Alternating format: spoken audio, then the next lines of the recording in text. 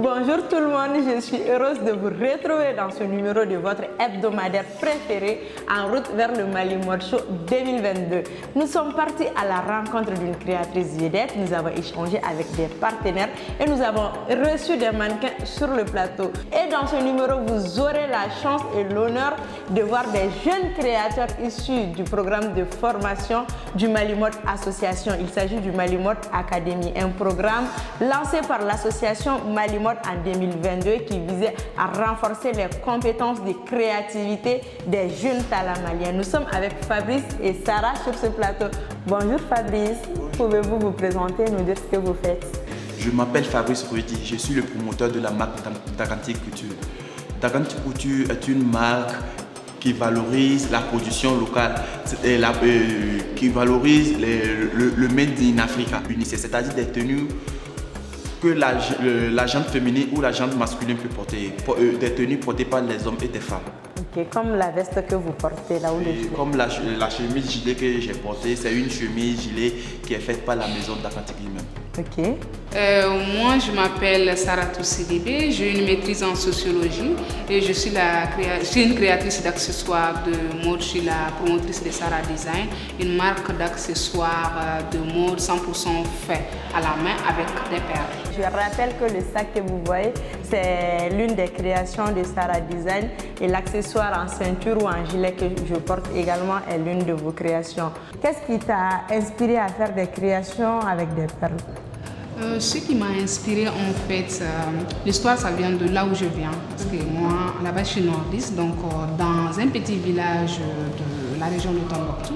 Un jour je partais dans un dîner de sable, donc j'ai vu des perles qui sont déposées parce que là-bas c'est un peu, le dîner de sable est un peu mystique, donc dès que tu parles pas, tu vois quelque chose, tu prends la chose, ça change pas de forme.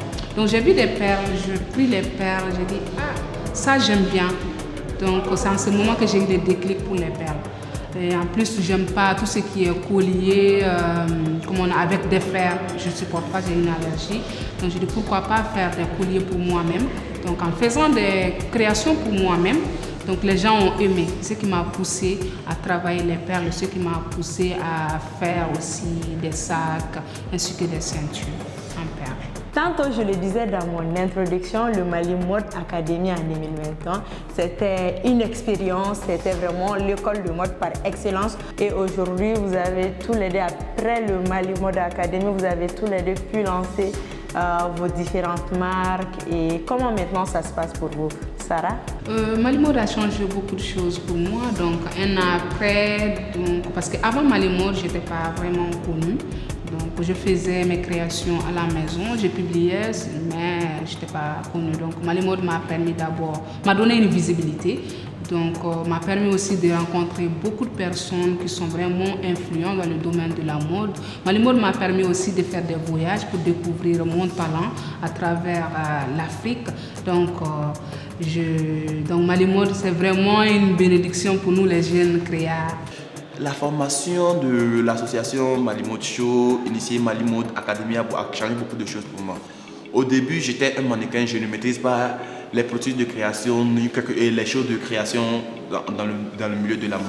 Mais grâce à la formation initiée par l'association Mali Mode Show, j'ai fait beaucoup de pas de la création, du design textile et puis le processus, le business, en grosso modo le business de la mode, l'entrepreneuriat de la mode. J'ai maîtrisé l'entrepreneuriat grâce à la formation de Mali Mode Academy. Ok, un an après, qu'est-ce que cela a changé pour vous dans votre carrière? Premièrement, je maîtrise maintenant le design textile comme je le dis. Je maîtrise les techniques pour la production, pour faire sortir une collection. J'ai une griffe à mon actif. J'ai une griffe à mon actif, c'est-à-dire la griffe Daganti Couture qui m'appartient. C'est grâce à la formation Mali Mode Academy que j'ai cette marque. Et grâce à ça aussi, j'ai fait des sorties hors du Mali. Je me suis valablement représenté le Made in Mali au Togo et au Bénin grâce à la formation du Mali Mode Academy. Ok, vous avez donc participé à des événements mode internationaux? Oui, j'ai participé aux événements mode internationaux hors du Mali. C'est-à-dire j'ai participé au prestigieux FIMO 220 de Togo et au Benin Fashion Week.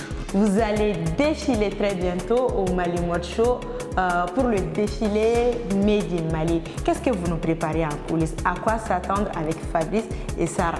Je vais vous présenter une collection d'une femme qui s'assume, d'une femme battante, une femme qui n'a pas peur de se montrer.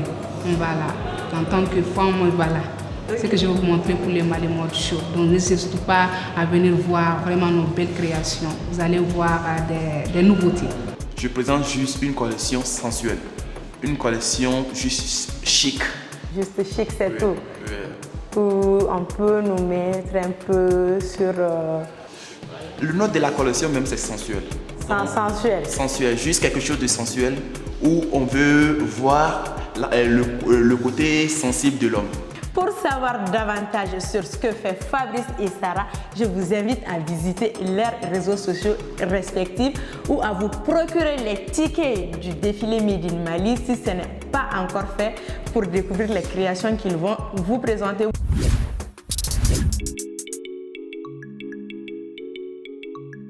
Bienvenue dans la seconde partie de ce numéro. Nous sommes à l'avant-goût du Mali Mode Show 2022 ou encore au lancement officiel des activités de cette troisième édition. Pour l'occasion, le Roots nous a ouvert ses portes et nous sommes en compagnie de nos différentes personnalités. Il s'agit des partenaires, des mannequins, des stylistes, des influenceurs et influenceuses qui participent au show de cette année. Bonsoir la vie, salut Adja. Ça va, Comment vas-tu? Oui, ça va. Ça va bien? Alors moi je suis Geneva Sidibé, on m'appelle communément appelée Adja. Je suis la créatrice de la marque Adias Dressing, qui est une marque de vêtements pour hommes, femmes et enfants. Et nous sommes aussi dans la maroquinerie et dans la fabrication de chaussures également. Donc voilà, tout made in Mali, carrément.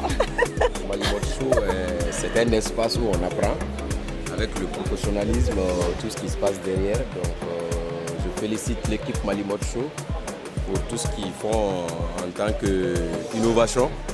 Ça nous inspire.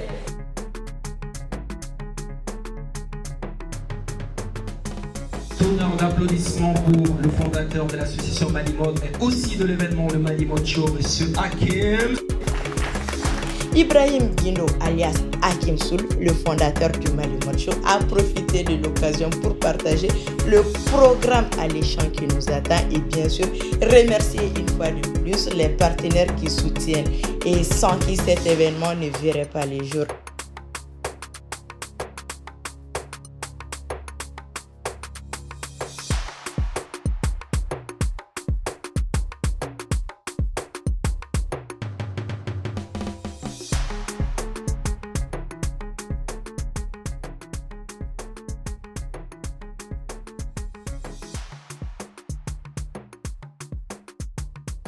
Je me suis baladée avec mon micro, je l'ai tendu à quelques personnalités, histoire de prendre leurs impressions par rapport au lancement et aussi de récolter leurs attentes pour la suite de cet événement majeur du monde de la mode. Je m'appelle Laetitia, je suis créatrice de mode. J'ai une boutique qui s'appelle Afrique Design, qui est ouverte depuis 2009, donc ça fait à peu près 12-13 ans, voilà, à Bamako.